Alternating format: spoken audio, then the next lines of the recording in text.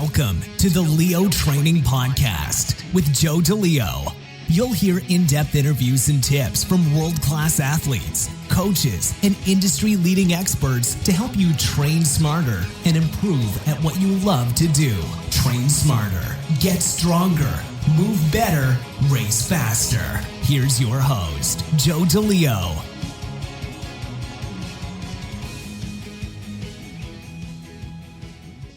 We're back with episode 83 of the Leo Training Podcast.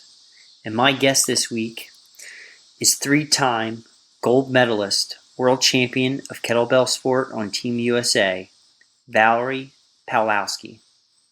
Valerie has over 21 years of experience in the fitness industry and utilizes the kettlebell, club, and mace training as she finds it as some of the most effective conditioning tools and methods to provide significant results in the shortest period of time and also reduce risk of injury to our clients and students.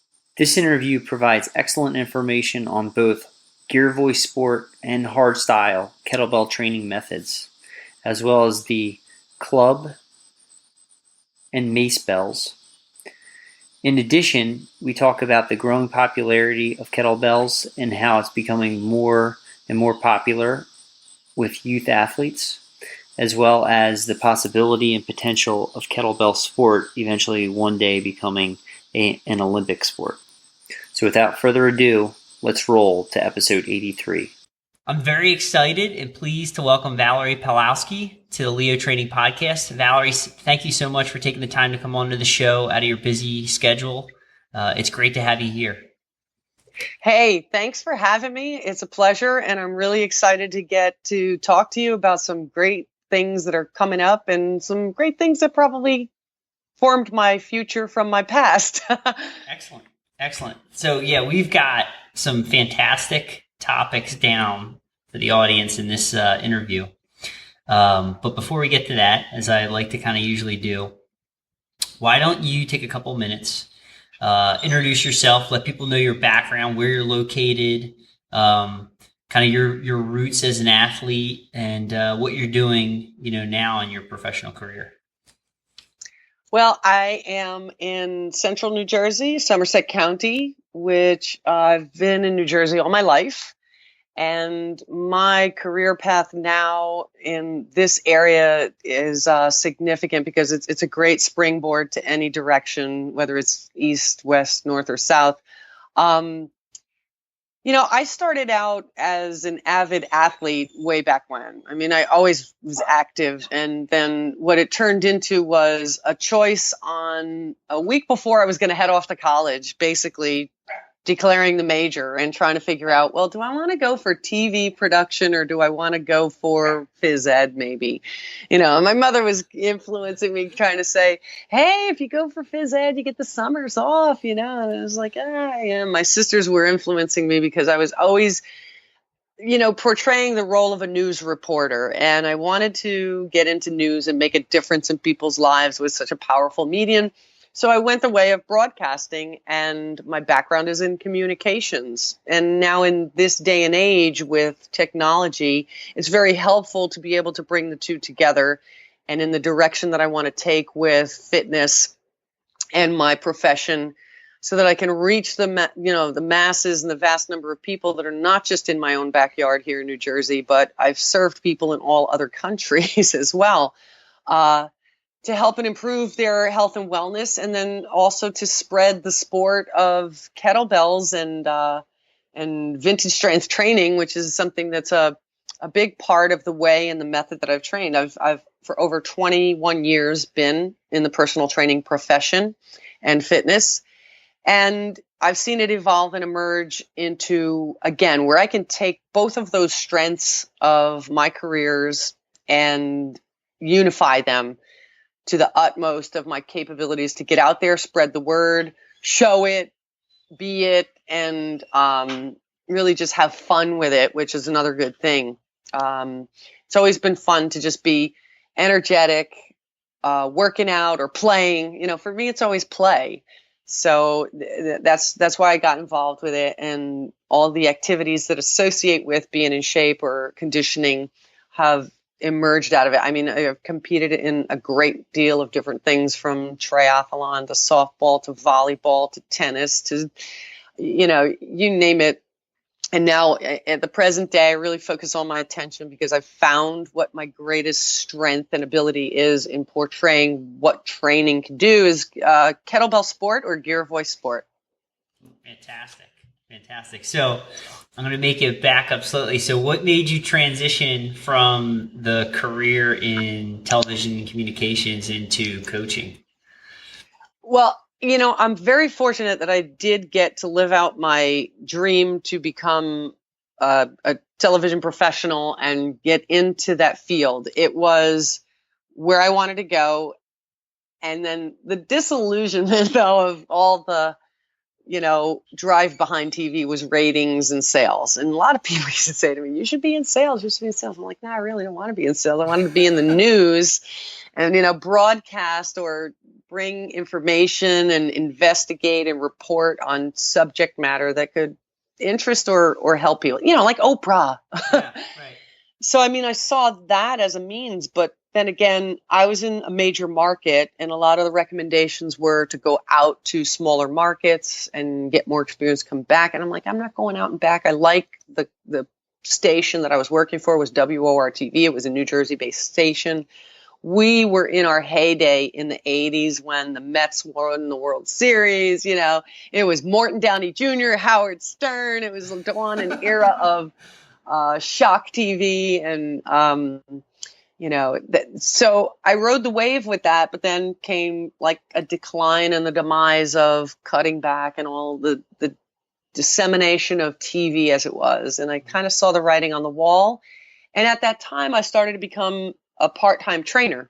I was going to the gym before I was going to the office to work out. And I became intrigued and hired a trainer. And I said, I think I could do this. I'd like to do this. And I asked somebody, what do you do? How do I get certified? And they gave me either the website or what probably was a phone number. I don't know if it was the web back then. I'm dating myself. But they said, become a personal trainer, study for the test. So I said, oh, okay. And I went on that track. And the days that I could spend after work and then actually the mornings before work to train some clients and people at the gym started to become more fun. And I stood there in the morning saying, I could stay here rather than drive the 40 miles each way, 80-mile round trip from where I lived to get to the office and come back. That was stressful. And I could wear T-shirts and shorts for the rest of my life and be here and play, So it kind of was a no-brainer. And I was offered a position to manage and take over a facility like that. So that really restored some faith in the fact that people valued my short, even as short as it was in the field, expertise and background. So I took the plunge. I made the transition and walked away from TV, never turned back, and have been there ever since in fitness, and have had a lot of endeavors, and I've opened 5 businesses as an entrepreneur in fitness. Wow. Since then. Yeah. Wow. Yes, you've been busy. Definitely. Awesome. Very cool. So, getting into that career, making the full-time jump, switching your career path there. How far into your coaching training career did you start to work with kettlebells? At what point was that? Was it right away or a couple of years ago? No, this is actually, I don't know if I didn't tell you this part when we spoke. The one poignant thing was I was training for a number of years, 15 to be exact. And then I started to see this thing, the kettlebell, and a colleague of mine would say to me, don't do kettlebells. You'll rip your arm out of your socket, it looks like. And I was like, okay, I'm not going to do kettlebells. I don't want to rip my arm out of my socket. But I was traditional. I was a bodybuilder and I was weightlifting and I was following all those methods that were the protocol for that. And I competed in bodybuilding 3 times. I was New Jersey's all-natural bodybuilding champion in, was it 98? And then I kept seeing the kettlebell, and then a client of mine said, hey, we're using kettlebells at this gym I'm at the beach, and you should look at them. I go, yeah, right, I got to look at that. And so I picked up a catalog one day to look for some equipment for my boot camp and some workouts, and I came across what was the page with the kettlebell. And I said, well, I need a video or something to learn about this. And Anthony DeLulio's Providence video was on the page. And I had seen Pavel's video. Somebody had loaned it to me, and it was really like this kind of his persona, the comrade ladies, come with me and lift a kettlebell. It was just kind of corny for me. But I saw and appreciated in that description of Anthony's video and the picture of it, and called The Art of Strength, totally intrigued me. I said, there's something further. This is not just run of the mill. So I ordered the kettlebells, which is funny. I ordered a 4 kilogram, an 8, and a 12. And then they arrive, and it's like this teeny tiny thing. And my client looks and she goes, what are you going to do with that? I said, I don't know. I don't know anything about this. And then it turns up in a seminar. I'm next to my colleague, and we're with Anthony, who's going to be showing us and teaching in a segment, among other things, what to and how to use the kettlebell. So I said, well, here it is. Here comes the moment, man. You can't get out of this. We're not going to rip our arms out of our socket, I'm sure. But I got such a workout, and I was just so amazed with what it was like just for that 20 minutes. I wanted to know more. And so there was a trainer there that was based in New York City, and he, Rasul Davis at the time, he had a punch kettlebell gym in New York City. He goes, you should come into the city and train. I go, all right, we'll come in. And we went to visit him, and then he explained more about it, and he said, you should go for the certification. I'm like, all right, what's that all about? And then he goes, you can open a gym. I'm like, what? In all these years, I've always wanted to open a training center, a gym, or something. I knew I just didn't want banks and banks of treadmills with TVs in front of them. That was not the gym I was going to open. So we went up to Providence. We took the course, the certification, and immediately I'm on board. The license for the program. Let's open a place. And it is all about, the purpose of kettlebell training. And we started Punch Kettlebell Gym of Far Hills. And it was the pilot. I wanted to open 10 locations because I saw the nature of it change not only myself, but all the people that I was training. And it's an enormous concept which held intact what was originally set forth as the essentials of training with a kettlebell. And Anthony did a lot of the background work to find out the history and what came of kettlebells. Because I had taken that workout with him, the workshop. Then I started to become intrigued by RKC and what this Russian kettlebell challenge was all about. And everybody kept asking me what the difference was. So I said, well, I'll take that too. I mean, I want to round out my knowledge on this, so as much as I can accumulate. So I studied with Pavel and became certified. And then I also studied with Valerie Fedorenko, who happened to be the champion who came to the United States and spread the word about the sport. I was like, there's a sport. Okay. And when we came to find out that there was going to be a competition in New York City, I said, oh, let's go see this. And I went, wait a minute. As soon as those words came out of my mouth, I'm like, we're not going to see anything. We're going to do it, because I'm not going to stand around watching.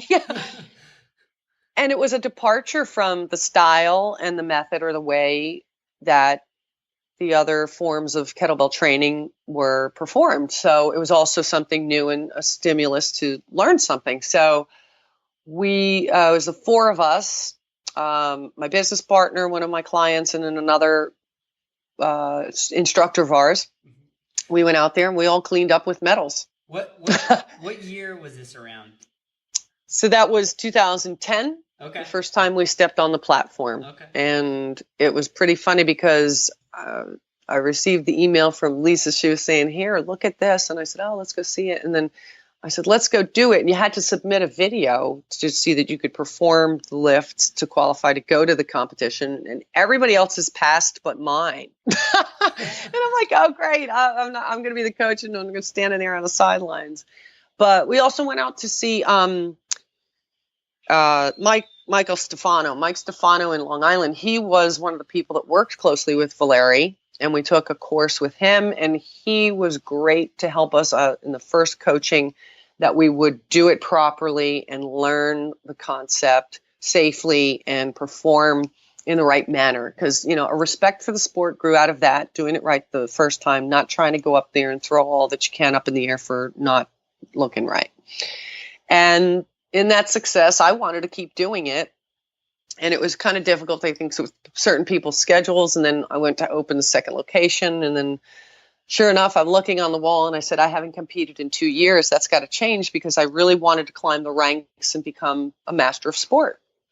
And that's what's set forth for you. The rank table indicates what kettlebell you use, the amount of reps you need for the weight category that you fit into, and the discipline of the lift. So we started off on that and ranked at 1. I qualified for nationals. So nationals, I had received an invitation, and if I'm going to get an invite somewhere for something I worked hard to do, sure enough, I'm going to go. I went out to Chicago, and therein lies the initial day of my ever ongoing battle of making my weight class. Because I'm in and I compete at the 63 kilogram weight class, and that's 139 pounds. I'm not usually that. I'm way over that. And now more days I'm closer to it, because I don't want it to be such a difficult time to get into it. But I was running around the parking lot and like a wrestler, I swear, spitting, and forever everybody sees me. That's the same the same scenario that they catch me doing before a lot of these competitions. It's like, oh, Val's still sweating. Val's still getting those last couple of kilograms off of her.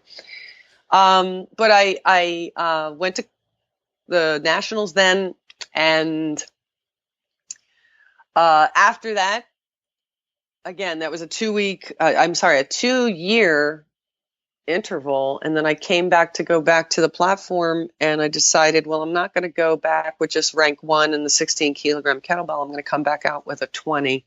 And that was where I wanted to accelerate my course of action to, again, meet my goal that I had set. I'm relentless about that. It may take a long time, or if I'm disrupted, but I'm going to get to something and achieve it if I set out and said I was.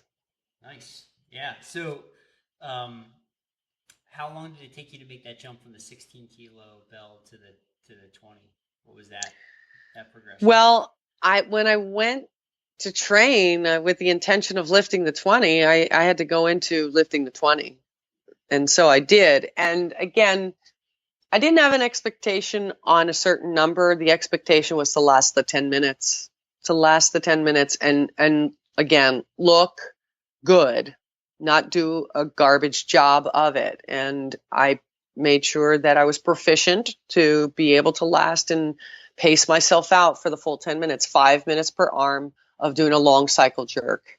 And after that, I sought out to, again, work with another coach or start to work towards Master of Sport, because and another thing was, at that time it was 20 kilogram to qualify. And then when they came out with the new rank tables, because when people became adept at doing those things, they increased it.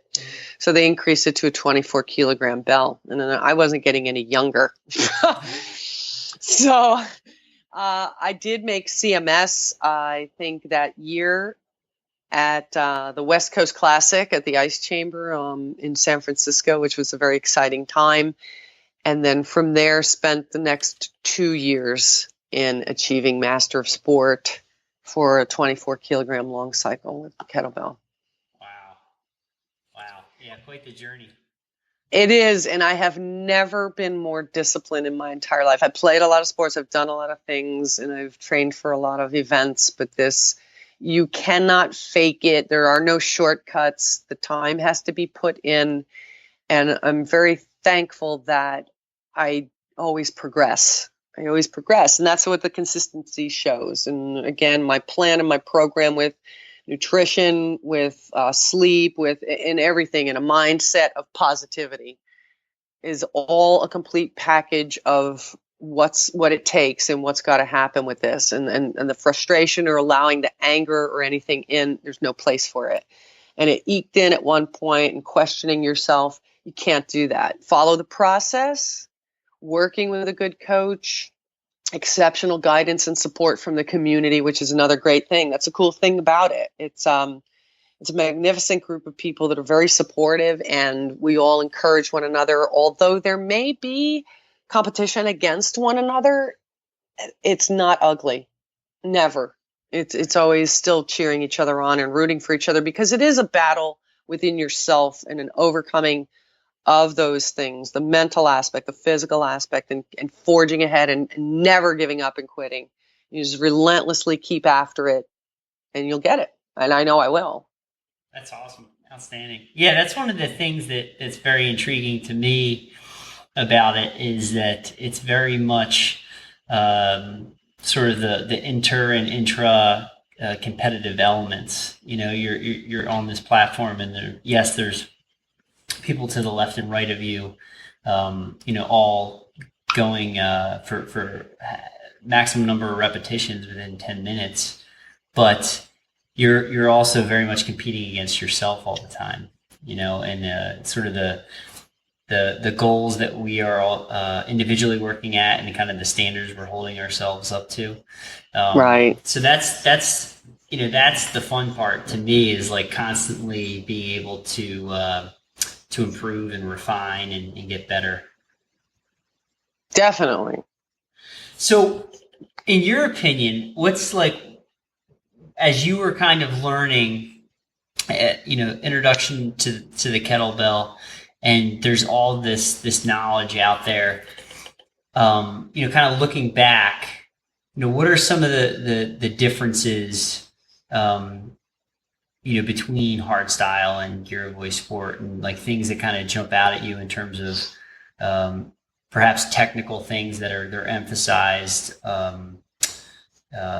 in one teaching versus the other? That's a great question, because they all have their particular nuances, and they all tie into one another also. And I'm fortunate that I did choose to have a rounded out exposure with each one, because now when I have students and I coach people that come from one side or another or nothing, it's interesting to see how we have to adjust. Now, I'm a creative person, I'm a hands-on person, and I like freedom of movement. So that's why I didn't choose to take up and practice the Hardstyle. And I appreciated the way it was handled and the way that it's performed. And for the people that are practicing and doing it, sure, there's great benefits derived out of it. I don't believe there's, not to my knowledge, that there is any type of a competition within their realm.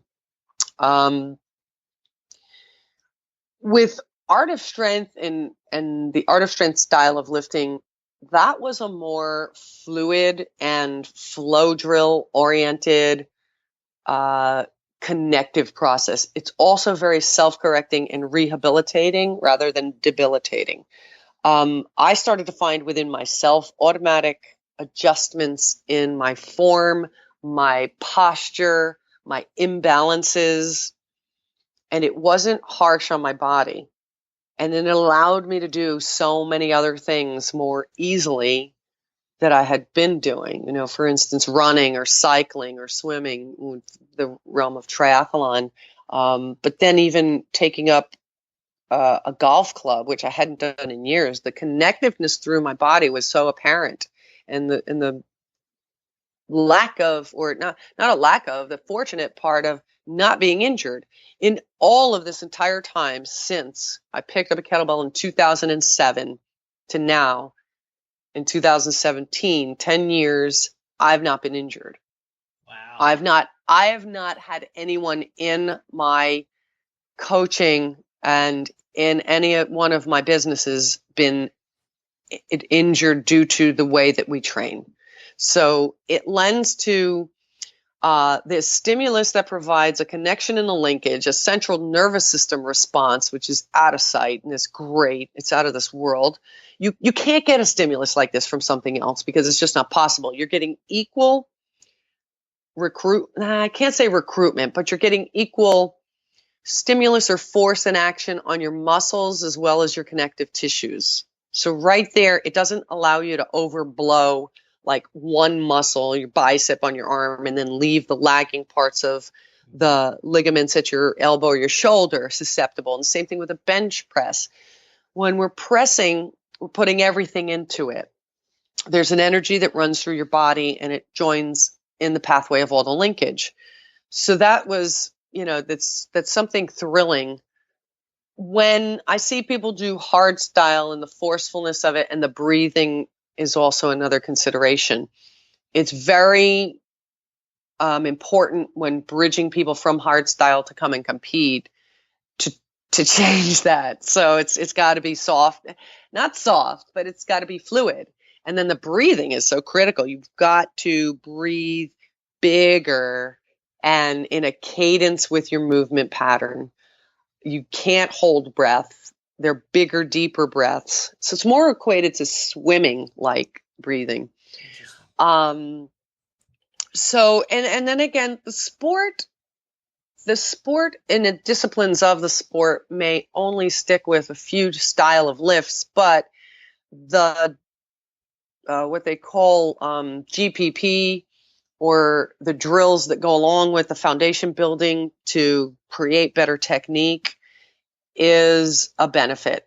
And of course, people have had magnificent body transformations, and you get more significant results in a shorter period of time because you're always using and recruiting and having your whole body put forth effort and energy. We're not just taking one segment or one piece in one joint action. There's multiple all the time. So when I really sat down and we got together to try and figure out what direction we wanted to take with another offshoot of what we call the vintage strength games, and offering some different things and lifts to people than the traditional girevoy sport or kettlebell sport. Anthony came to tell us the story of how he studied with Pavel and he studied with Valerie, and both of them coming from the Russian background, and what they had to offer was limited by only their history. Now, they never tossed the kettlebell aside there. That's been a staple and a tool, and children use it in gym class or whatever. They're brought up on it. Mm-hmm. It's always been a part of their culture. It's an important part, and they use it, and they compete at it in a sport. Here in America, and again, Pavel's training was, I think his background was more in military training or martial arts and things like that, and the nature of utilizing it in conjunction with his training was a staple piece. So the part where what happened here in America, where did it come from? Everybody wants to be it's our thing and we brought it. It didn't matter. We just wanted to find out what year or when this thing showed up, and people moved and performed. There was a physical culture that existed over hundreds of years ago here in America, and that physical culture used whatever they had, whether it was a rock, whether it was a log, or whether it was these gigantic steel pieces of something. Like in the cartoons, you see the big strongman barbells and dumbbells, and you see the triangular weights, which those things were weights that were used to measure things on a scale. That's what it manifested out of. So the movement patterns were there. And actually we lifted with the dumbbells and barbells, all the lifts that are pertinent to a kettlebell. Then Anthony started to incorporate that into the art of strength training method. And what we started to find was people needed to learn how to move. In this country, we lost our movement because we're insulated into incapacitation with comfortable seats, comfortable shoes.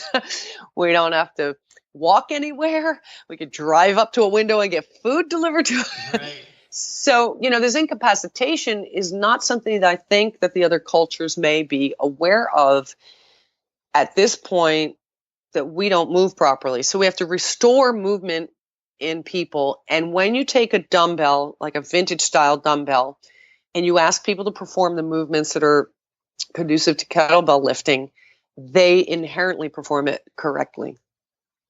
It has this corrective nature to it. So then when you get people to begin to lay the base and foundation of those movement patterns and gain strength, we can put a kettlebell in their hand and it's like that. They've got it. So there's no bashing themselves, misunderstanding of moving with the weight in the bell. We're recruiting the right butt parts to move the bell instead of lifting with our arms and wrenching our backs.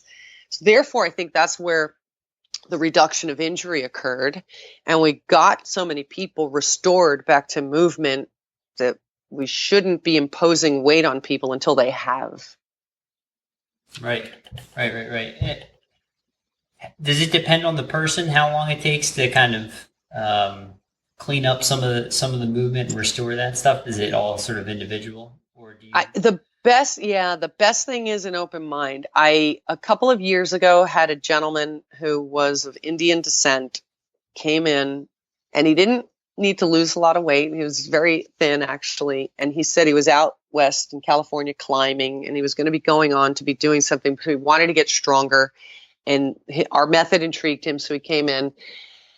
And when this guy went to move, and I was trying to teach him, I was actually looking around like, am I on hidden camera or something? Because this guy cannot move, like nothing. And some of the things that I'm trying to get across to him, and we have a lot of strategies and different implements to help people automatically. I was thinking, I don't know if this is going to work, but sure enough, in 2 weeks' time, with using all-encompassing methods that I could possibly use, he got it, and he came around to it. He could not move quickly to get the idea of a swing. He could not move with the weight. He could not squat.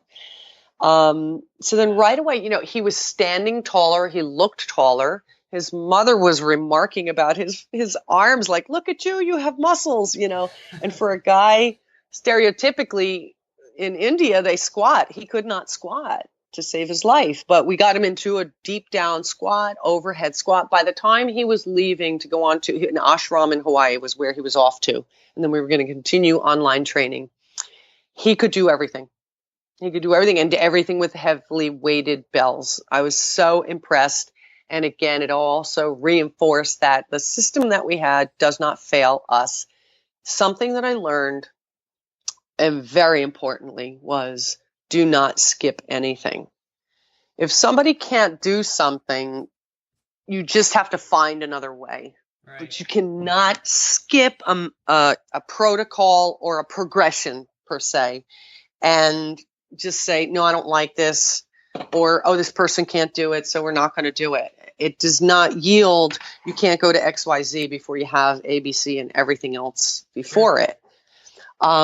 And again, I had another couple come in recently, and they turned into a stellar couple that are training with me right now. And the remarks that they bring in are always wonderful because they're saying they love it so much. And I thought because it was so hard for them to adapt to it in the beginning, you think that people are going to be turned off by that. But it was that stimulus that brought them back and kept them coming, that it wasn't just mundane. It challenged them. There was room for improvement, and it was something totally new, and they could feel the effect. They could feel the effect of what was happening on their body.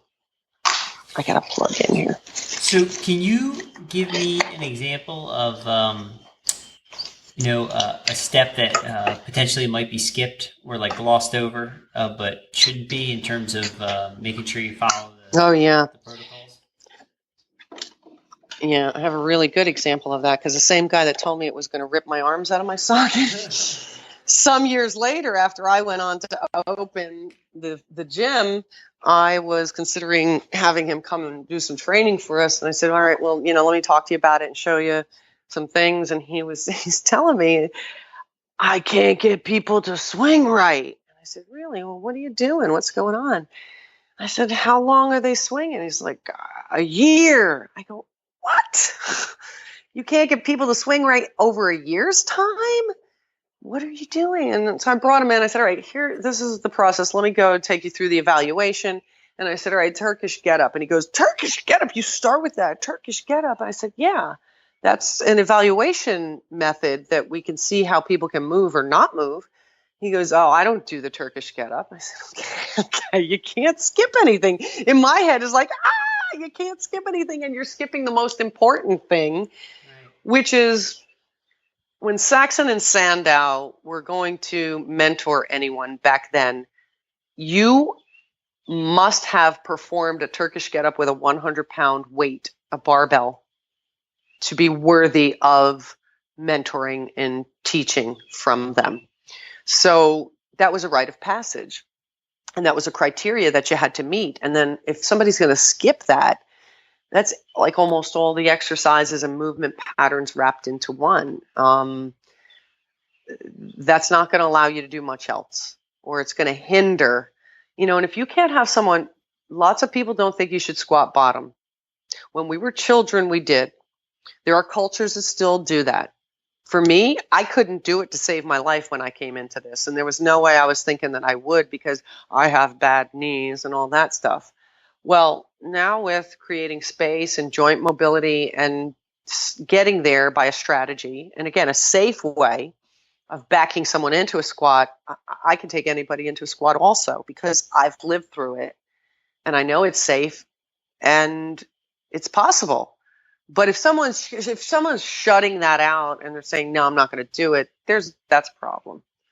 And people will need to be open or fairly willing to want to gain the ability back or improve themselves and trust in the process. But I've taken thousands of people through training over 21 years, actually tens of thousands of people through all kinds of training, whether it be in my boot camp or in the kettlebell training methods that we teach. And miraculously, what I've seen happen across the board all the time is so rewarding that I can't train any other way. I wouldn't want to. There's not a need for me. I've even said and quoted in some articles, it's the holy grail of exercise to me.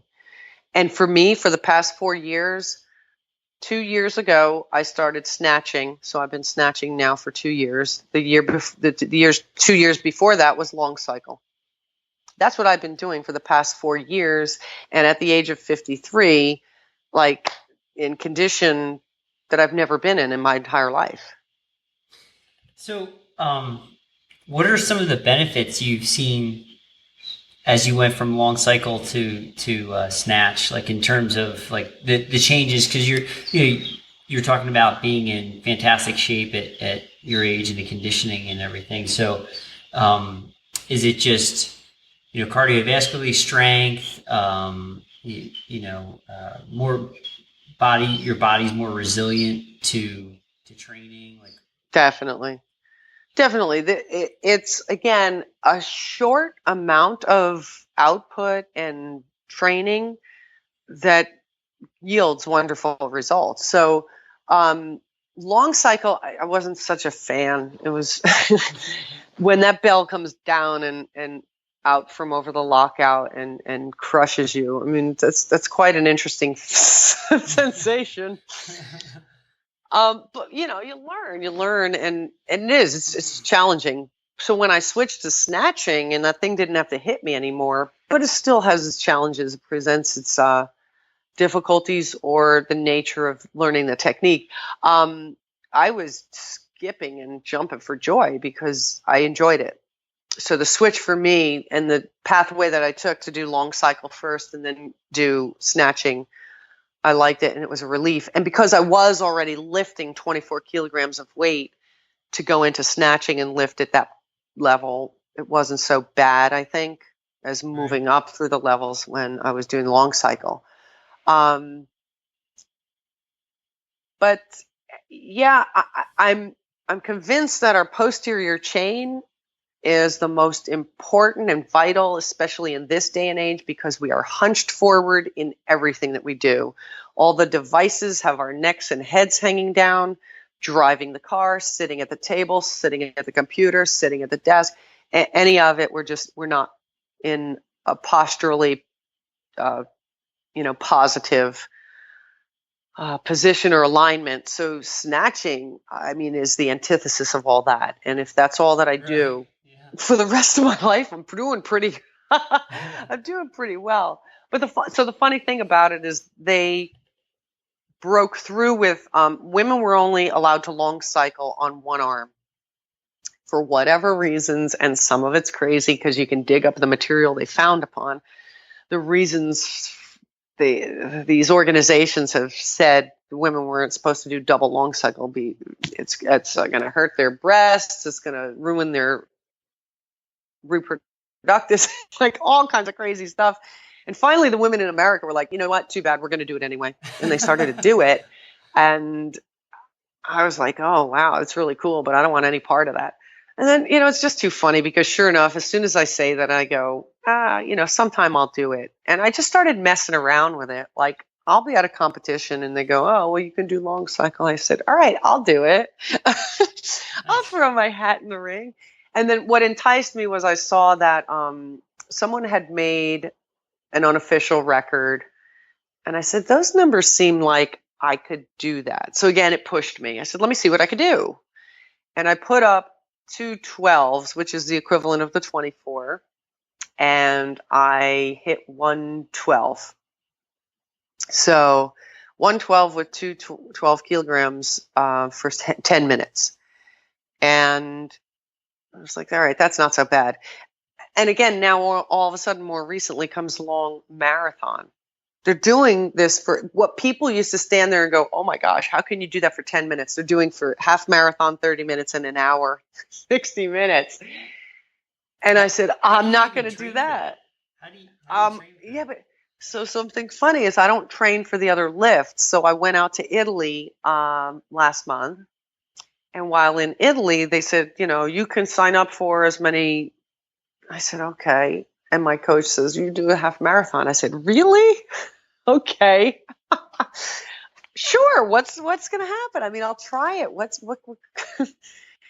And I did it. I actually did it. And what did I come up with? Did I make 396, I think it was, in 30 minutes with a 12 kilogram bell, long cycle. Again, here I am long cycling. I'm like, there, I got back to that long cycle thing again, which I thought I was never going to do.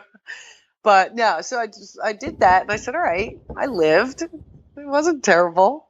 It's a challenge, different stimulus. But I don't, it's funny that you say that. I don't work at some of these other lifts as diligently. But then again, I'm not performing at the level of the 24 kilogram. I'll do 12 or 16. The most I've done was double 16 long cycle, and surprised myself when I was in England because I said, all right, let me really put it to the test and see what I can do. What did I get? 64 that day, which is that's my personal best of that. But then when, I put them down, I go 16, that's 32 kilograms, both of them. Whoa. Yeah, that's impressive. I'm an old lady. What did it feel like after doing 30 minutes straight? It went better than I think I thought and I expected. You say it so nonchalantly. Oh yeah. Because I think nowadays, again, with my nutrition program, what starts to happen is my physical ability is much better than my mind knows. So that's why when something comes my way to say, oh, all right, I'll try that or I'll do it. Nothing bad is going to happen. What's the worst that happens is you run out of gas, but I don't run out of gas anymore. So that's a plus. So I have no hesitation. I have no fear. What's the fear? Nothing's going to happen. And I'll be in my head going, you better keep going because you don't need to stop. So don't start thinking you need to stop and just keep going for that. Because that's what happened with the record. I hit the number, what I had in my head beyond 100 or something like that. And there was still time left. And I go, well, you better keep going because you don't need to stop. You can't stop. There's time left. Keep going, Yeah. Sorry, I'm slightly distracted because my cat keeps jumping on the table. I apologize. No, that's pretty incredible. Do you, when you're kind of in that moment when you're on the platform, where does your mind go? Do you go to keep everything calm and make sure you're staying in a rhythm? Do you just focus really on your breathing and your technique? Definitely breathing. Can't emphasize enough about breathing. The emphasis is definitely on breathing. It has it actually has a physiological aspect to your mental state also, and calming. There's one of the apps that I got for sports performance that also goes through a routine of breathing, which helps you. I consider that. I really, on my best lifts, have never let any adverse thoughts into my head. That's a lot to control. Yeah. And sometimes just in the control of that, you just can't help but start thinking, oh man, my hand hurts. You can't let it in. You just can't. And so on that first time when I went for CMS, I was so excited about going out west. And one of my colleagues said, well, guess you're pretty confident you're going to make CMS. You're going all the way out there. And I said, I didn't even really think about it. Oh my gosh. Yeah, I have to make CMS out there. It's the place to do it. You know, it's an energy, it's a vibe. And I don't want to keep doing this over and over. You want to take that opportunity. And I decided at that point, it's like, again, what's going to happen to you if you fall over or if you pass out? You got to go, whether you can't breathe or not, you got to go. And I did. I just was going, and never let any adverse thought into my head, and I made it. And there have been many times like that. I have to say to you, honestly, if you look at all my highlights of occasions where I've exceeded my previous bests and had set any records, it's been on full moon occasions. Really? Yes, absolutely. It's no coincidence. I can actually feel a surge in strength and energy that I can lift the house. And then when I look into it and I said, oh, I look at the dates and I look at the calendar, sure enough, it coincides with a full moon. Wow. That's interesting. Superhuman strength. It's funny. The wolf comes out. That's cool. So did you want to you were asking, I've coached people on mindset. Yeah. With this to coincide with this lifting. I think that's such a big part of sport is the mental and the visualization side. And, I think the more that you can sort of, as much as possible, sort of stay centered and stay calm while there's sort of, chaos going on around you, and you're in this definitely high output state physically, but mentally it's, I'm controlling it. It's moving a little bit slower. I see it all coming, that type of thing. What do you... But the people... Go ahead. No, go ahead. Yeah, well, it's the people that are beating themselves up mentally that they're defeating themselves immediately.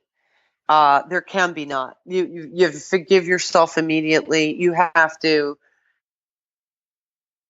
clear away advocacy. It can't be a hateful relationship with it. I mean, I love it. I'm thankful, grateful that I can do it. I love that I love doing it. I've found something, and a lot of people find that they do it and the feeling they get from it and the reward. But then because they're pushing for something or setting their sights on something, and maybe the accelerated process isn't occurring for whatever reason,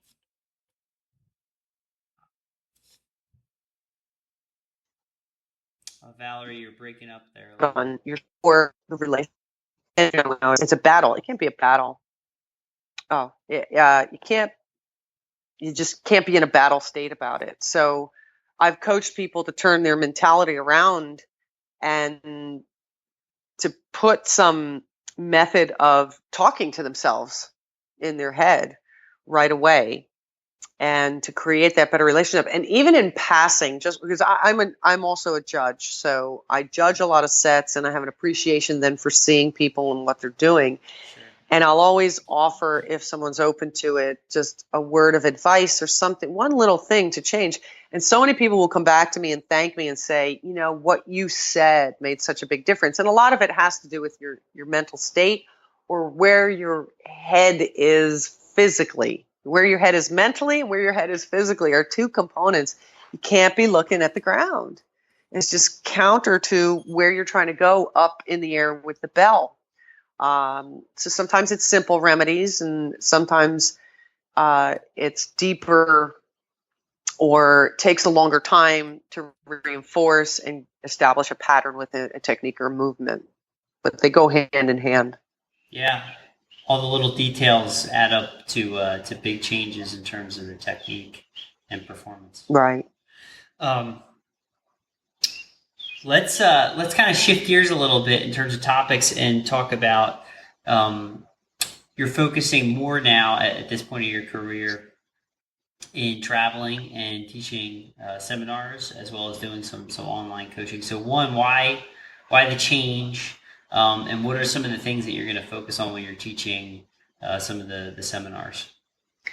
Well, thank goodness for internet and all social media and things like that. And I generally post and put up what I'm doing because sometimes to me it's incredible what I do, what my capabilities are. Again, I'm not afraid to say it. I'm 53 and a half.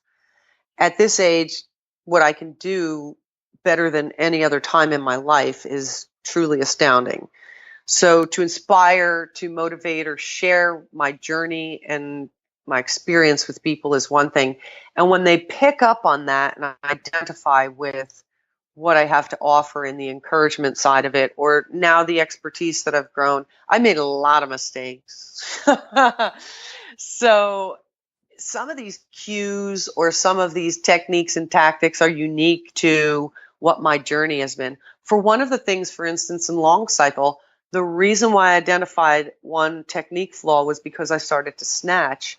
And when I was sinking downward and crunching up, that was really counter, again, to my position of my body. But when I started to snatch, and then when I was still doing long cycle and snatch, I was coming from so far down below that I was not in the right place. Once I started snatching, the bell started to come up higher, and I felt the sense of the bell moving almost on its own. I couldn't believe it. So there was something no one could tell me because they didn't see it. I have a long torso. So someone with a shorter torso, maybe they don't have this problem. They can connect their elbow to their hip. They can push off their hip. But I was crunching and hunching too far forward. So when I offered that up to and show other people, I don't know if other people realize that or know that, but some of these things along the way have been very helpful in tactics and techniques and cues.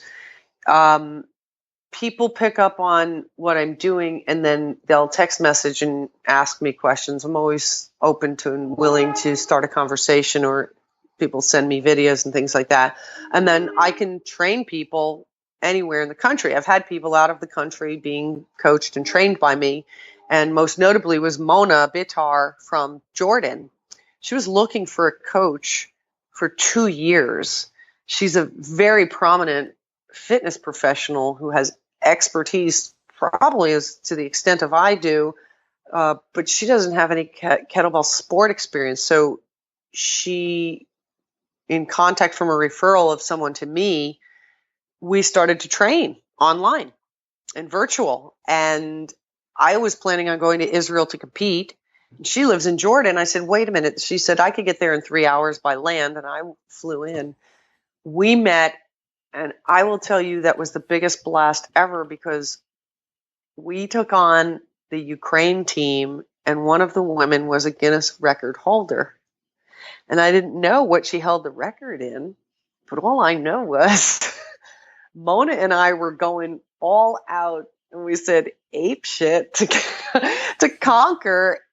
And we crushed them. I mean, we were standing, jumping, jubilant, and one woman nearly fell over in a heap afterwards on a snatch relay. It was amazing. The supercharged essence of the power of Mona and I was apparent. And she is now on the course of action to take kettlebell sport into Jordan and all of the United Emirates, all around in Saudi Arabia, because she's done training there, in Jordan and Dubai. Very cool. So we want to bring kettlebell sport and start to popularize it and train and coach people. So in and of that, the platform for online coaching and joining with and collaborating other experts. Svetlana Krajcek is one of them, who is my teammate, and her husband is my coach, our coach. She was a person I admired highly, highly for years. But again, I was always afraid of them. They looked so fierce and they didn't speak English. But one day I got up enough guts to say and send a message to him and said, hey, listen, what do you think? Do you think you would coach me? And it was pretty funny because he sent a message back and he's like, okay, here's what my proposal is. And I had gotten in the car and started driving. I didn't was driving, and then all of a sudden he said, okay, you don't like my proposal, then I say good luck to you, have a nice day. And I'm like, no. I pull my car over. I'm like, yes, I want you to be my coach. He's trained Svetlana since the age of 15 when they came from the Ukraine here. All the methods and the tactics that he employs are a very specific formula, unlike anyone else's. I've found my way of a successful approach to achieving one Master of Sport rank level, and I'm on my second one. To be able to work with them also in this platform of online training, we can bring their expertise to so many people. Further than that, being associated and qualified as a Team USA athlete and representing the country has been the thrill of a lifetime. That you don't get the opportunity to do or be. It is not in the Olympics yet, but as far as it goes in a world championship and the only group that brings together these countries in the format of qualifiers at nationals, rankings, and going out there to be on the platform against. We were 34 other countries. First time I went was to Germany. They were in Russia before that.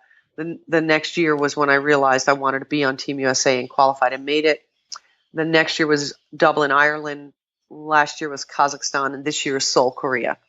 So in August is qualification, and that's open to everyone to come and participate in nationals, which is going to be held in Connecticut.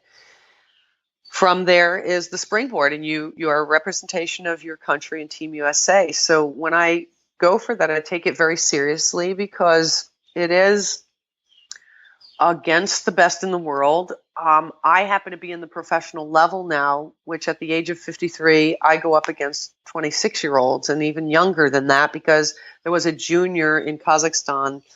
I came in second to Ksenia, and she was the absolute world champion at the time for Russia. But there was a junior who participated in 24, and she submitted her score, so I took third, bronze, and that was very exciting. So we know that in other countries, this is a very important part of their upbringing, and their part of the sport has been in existence for a great long time. Again, this is only in the past 5 years that the United States has actively participated in that field of all those countries and gone up against them. And we've been in the top 5. So it's a real exciting story that I think is taking someone from not even picking up a kettlebell or knowledge of that. And I did that with one of my students, Jessica Huddig. She came to me and asked for kettlebell sport training. And I said, well, come on down and we'll do a session. Now, this is the most uncharacteristic seeming person. She's a Connecticut school teacher. She was very overweight, exhausted, but she really liked lifting the kettlebell. And she had a trainer that was doing it a little bit, dabbling. And then she said, I want to be on Team USA. I said, you could be on Team USA. So our quest over the course of a year took her to nationals, qualifying on Team USA. She went to Kazakhstan. I coached her to Kazakhstan on the platform for receiving 2 silver medals. Wow. And that was super exciting. And the thought of, bringing up a new culture of youngsters and breathing vibrance into the sport. So again, it surges into the place where it deserves to be, of the Olympics. That's the story of the maybe underprivileged or disadvantaged child that doesn't play baseball or football or soccer, but has an opportunity to pick up something which physically can change them and mentally can give them the confidence that they can do something no one else can do. Our sport improves every other capability in all sports and lessens the likelihood of injury. So it's a win-win all around. You can train in season with it or out of season. It doesn't matter. It's not going to, provided the right coaching, it's not going to harm you. Provided the progression, it's going to enhance any and every other thing that you're going to do or other sports. So my quest now is Kettlebell Sport USA and seeking grants and proposals and scholarships, finding supporters, looking for ambassadors around the country to join in this effort of forming groups and organizations to bring this to the youngsters. We have a 6-year-old in Pennsylvania who's gone to the platform to compete since she's been 4. She's had no formal coaching training other than her mother did it while she was pregnant. When the child was born, crawled around the floor with seeing the kettlebells. She was given a dog toy and watched everybody doing what they were doing. She imitated it and did it. That's pretty incredible. Yes. So that's an astounding thing. And any youth that I've coached and trained and given the dumbbells and the barbells to, again, perform the technique, I put a 50-pound barbell in the hands of this one girl who was 13 and she was 6 foot tall. She had no idea what to do with all that body and handle it. We pulled her together to be such a great champion on the basketball court. And anyway, when I hand her to that barbell of 50 pounds, she's like, I can't do that. I go, okay, press it. And what did she do? She jerked it automatically because she couldn't press it. And that's the reason for the necessity of the lift. And I looked at her, I go, what I've taken like 4 years to try and do, you just did like in an instant. So they have this nature of inability, which is a plus, and they don't have any bad habits. They're a clean slate in some regards. Some that come with strength or desire and willingness to improve other things, they also gain. And, we could just start to bring the next generation into this and legitimize the sport and put it in the place where it deserves to be. So that's my quest. I'm searching, scouting, and recruiting all newcomers. And it doesn't have to be youth. I mean, look, old folks like me, it's good for them too. I meet so many people that had to hang up running or something like that because of debilitating injuries, yet they could still do this. Yeah, absolutely. Yeah, once you lay that foundation, like you talked about earlier, and you clean up some of the movement, it's something that can be applied, or any individual can do it. Yeah, it's possible for anybody. That's what makes it great. Plus, it's such a versatile tool. There's so many different skills, so many different lifts that you can do. That's why I love it, because I think, like you had touched upon earlier, there's so much to learn from it. You could really spend a lifetime just continuing to deepen the knowledge and the practice around it. Yeah, and as far as the combinations of things, the combinations or the performance of certain exercises can always be varied. I like it also because once you have, and I've seen this time and time again, once you have this ability and once you come to a level, it doesn't leave you. Yeah, the first day coming back is going to be strenuous or a challenge, or you're going to be out of breath. Okay. But once you own it, and again, you can't get there by just being checked out and throwing around some weight. That's not what it is. That's definitely not what it is. It is an immersion, and a very good one. And again, where can a mom and daughter, mother, kid, father, son, or all of them stand by one another, work out and train, have a blast, go to an event and a platform and compete and all see great results and health benefits? It really presents the perfect package. Yeah, it does. That's what's great about it. And, after you spend some time learning the skills, the amount of training time you have to do, it's pretty compact. It's not going to take you very efficient. And people that their major complaint is, I don't have enough time to go to the gym. I can't spend hours doing it. I used to spend double time because when I was bodybuilding, it would be a split. So you'd go in the morning and you'd go in the evening. Oh my gosh, when I think about how much time, who wants to spend all that time when you can give someone something efficient, and people will travel with their bells. You could throw it in the car. You could get out at the park. You could get out in the parking garage. I have done sets in hotels in the bathroom because the ceiling was the only place that was big enough where the floor was the right place. I've done it in the dining room. I've done it next to the wood stove because it was too cold outside. I've done it outside, in the gym or out of the gym. Really, it's kind of like running. You just need the sneakers to go out there and get out and do it. You just need a kettlebell and can put it up in the air wherever you are as long as you have clearance. Nice. I like it. Is there anything else that you want to touch upon before we move to rapid fire? Oh, wow. I think I covered quite a bit. And, that's my story and my experience and everything that it's all about. So for anybody who wants to get into it, I'd be willing to give anybody a try anywhere in the world again, because it comes across through video, which is nice. Yep. And I always invite people to come down, and we have events all over the country. So there's always some place to plug people into. For sure. Yeah, I'll make sure I get those links from you and include them in the show notes and stuff. Okay. Cool. All right. Rapid fire time it is. Okay. So Valerie, given all the knowledge and experience you've accumulated at this point in your life, if you go back in time, what advice would you give yourself 20 years ago? I'm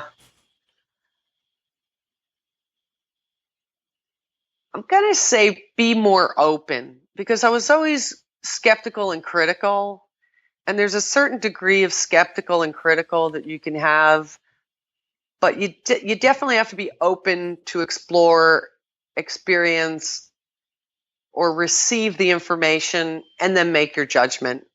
Not to just say, I know better and I'm not going to do that. And although I seemingly sound open to go and venture into doing things, I think I had too much of that. So to earlier on, be more open.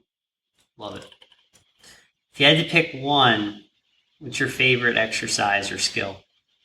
Oh, gosh. Favorite, I'm going to say, is a pull-up.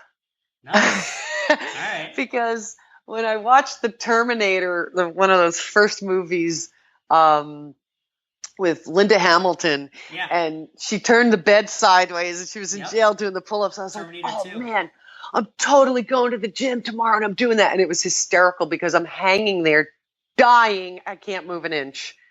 And it's one of those things where I'm like, no, I'm going to do this. I am so going to do this. So I pride myself on the fact that at any day there, it's funny. If you can see it, there's a pull-up bar hanging. I see it.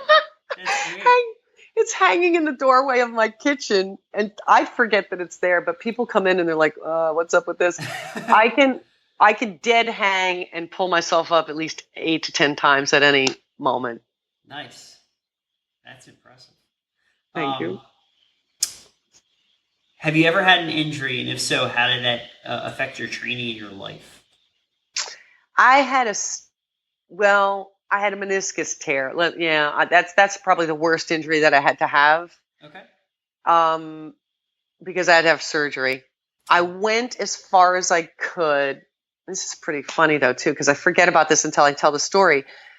And it was bothering me. And then somebody mentioned to me, when you're awake in the middle of the night by the pain, that's when it's bad. And I was like, okay, I better go. And I went to an orthopedist who I knew well, and they finally get, you got to go through the procedure. And I really don't like drugs, but then finally they get the MRI, and he's like, oh, you have a fillet tear, which is like, we got to take a lot out. I'm like, oh, great.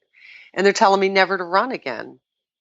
But in the meanwhile, they were saying, I said, well, because a lot of people can live without, having a fix. I said, all right, well, what can I do? And so running was out, jumping rope was out. I'm like, oh, no, I can't not do that. So I said, all right, go for the surgery. And they told me never to run again. But the interesting thing is I've run 3 half marathons. I've run a number of Spartan races because, again, the nutrition that I am subscribing to thickens cartilage. So the other knee was torn too, and I opted, no way was I going to have surgery. Again, before I had the surgery, I was like enrolled to do a triathlon. I said, well, I might as well do it because what could happen? Nothing worse could happen. They're going to go in there. And so I made it through a triathlon before I scheduled the surgery. Yeah. That's impressive. But that's the worst. Interesting. But how are you doing now? No issues. No, fine. Yeah. I mean, even for the one without cartilage, or the meniscus, it's fine. There are certain things that will aggravate it, like food, certain adverse food conduct. Yeah, it's mostly nutritional related that causes inflammation that might cause my knee to swell. But any and all of the things that I presently do, and I haven't put so much time into running because I like to do other things now. I kayak. I'm an avid kayaker, and it's my upper body, and I get to, use that. But most low impact things, and actually I could do some jump squats and things like that, and I don't find it's bothered. I play soccer, but I can't go out on the field because I'm petrified of doing a problem, twisting the wrong way. I play goalie, but that's hysterical because I play goalie like, you're not getting past me. I don't care what it takes. Oh man, intimidating. Okay, next question. What's one thing that high school athletes should be doing more of to complement their training and their health? Yeah. One thing, training, is snatching. I mean, if that's the one thing I picked for somebody, that is, again, connecting all the posterior. When you think about it, and when you roll out and all the way up to catch a ball and fly through the air for football, when you're doing something for basketball, lacrosse, soccer, you have to have all these connections working for you. Baseball, golf, and it's again that linkage. It's just such a beautiful thing, and flow of it translates into that for sport. The other thing is, nutrition. When it comes down to all of this, once you learn something in a technique or have a capability and draw upon it, the defining thing then is how long can you last and what's going to help you to breathe better. And there are things out there now that the science has shown, and I'm an avid, well-read and informed person with, again, advisors that are advisors to Olympians, scientists in the field, which have won Nobel Prizes for their research in keeping people young and vibrant. And I appreciate that. So it's had a profound effect and change on me. Like I said, the evidence of thickening cartilage, it'll take some time, but I was consistent with the glucosamine, the chondroitin, pain relief formula, and that's what helps me. So enlisting the right things, getting off the garbage, and paying more close attention to their nutrition to fuel them, replenish, and restore, but not going crazy with the garbage and the junk that's out there that's really harmful. Yeah. Nutrition is absolutely key. So are those like certain whole foods that you're eating, or is it supplementation? Yeah. Recently, last October, I switched to a more plant. I can't say I'm totally vegetarian or anything because I do poultry and fish, but I took out red meat. That was it. I'm like, no, done with this. You could not imagine when I was bodybuilding, I used to eat steak for breakfast, lunch, and dinner. I've had my share and enjoyed it, and burgers and all that, brought up on it. And then came the point where I saw a film about plant-based, and I said, you know what? I don't need it. I could do without it. Let's do this and take it out. And also the nutrition company that I'm with Isogenics, they switched to more plant-based products and things like that. And I noticed a definite difference. My energy level is even all the time. There's never a lack for energy, not one single day. Now, I've been on these products for 8 years, though. So every single cell in my body has replaced itself after 7 years with the proper nutrition and nutrient intake every single day without fail, equally and evenly. So with that, it's been a great personal experiment.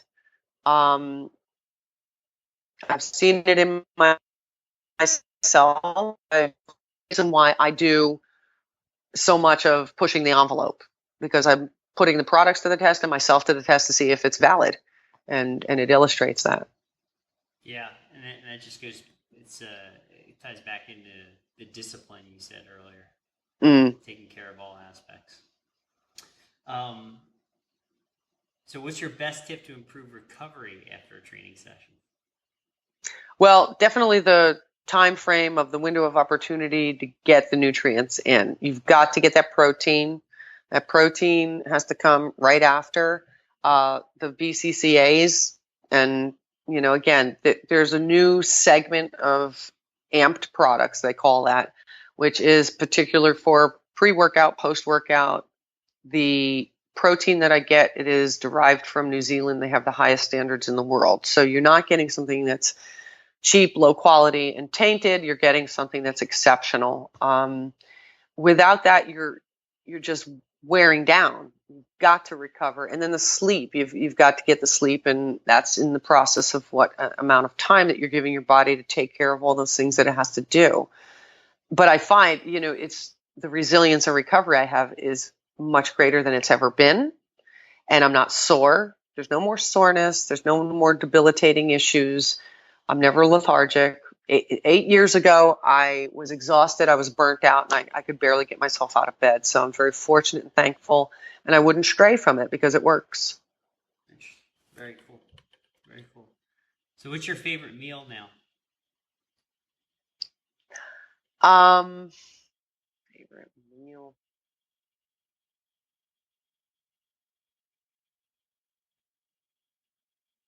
If you call it a meal, I love seafood, lobster. Yeah, there you go. All right. And if I'm going to go out and splurge or say something that I particularly like, that's out of the ordinary realm of, just give me my protein and my vast expanse of vegetables or salad in a raw form, and I'm very happy. And I would have to say that, yeah, and it may not be the best thing, bottom feeders, whatever. But I'd say lobster. Cool. All right, 2 more. What's one book everyone should read? Well, now I would have to say Breaking the Habit of Being Yourself is Dr. Joe Dispenza. I've recently met him and worked with him. My business success coach is very close with him, and for a number of years I've wanted to take his seminar. I did, but the book is incredible. I have it on Audible. What, again, it helps is people to understand, and it actually gives a practical application of what you need. And the research is there about the neurons that will wire and fire and create better processes in our life and detach from the old habits or the emotional addiction that we have in actual synapses. So he's wonderful because he puts it in some real simple terms, although he's, brilliant scientist and doctor. Excellent. All right, final question. Who have you studied or do you continue to study in your career to get better?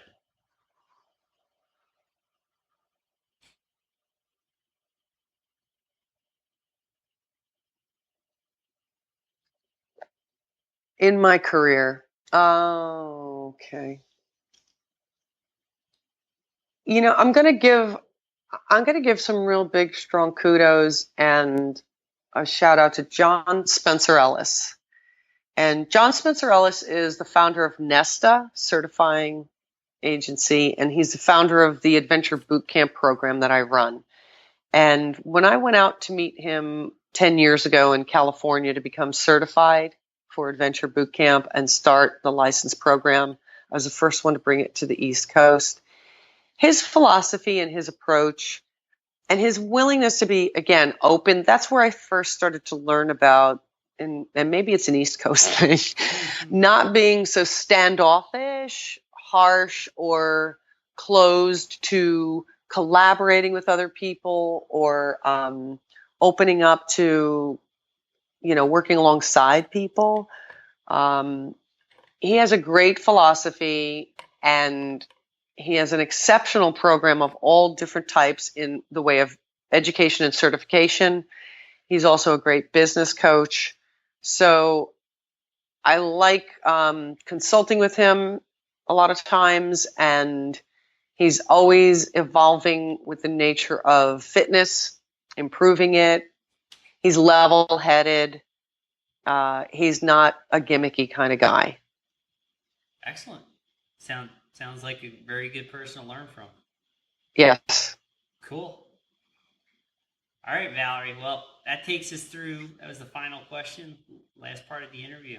So you're officially off the hot seat here. Okay. It wasn't so bad, the rapid fire hot seat. Cool. But lots of information. I hope everyone gets something, and there's a lot of different areas to touch on and express interest to a vast variety of people. Yeah, we covered a lot of ground. Thank you, and I appreciate you taking the time and having the interest and connecting with me to do this. Yeah, my pleasure. Just hang on the line and I'll give you a proper goodbye out there. Okay. Cool. Thank you. I hope you enjoyed this brand new episode of the Leo Training Podcast. If you find this content valuable, please take a moment of your time, head on over to iTunes and drop in a 5-star review. Or, even better, share it on your favorite social media networks such as Facebook, Twitter, LinkedIn, or Instagram. And be sure to tune in next week when I have a returning guest, Dr. Stuart McGill, and a topic we covered during our interview, enhancing athleticism in rowers. Thanks for listening to the Leo Training Podcast. Subscribe and get even more expert training tips at www.leotraining.io.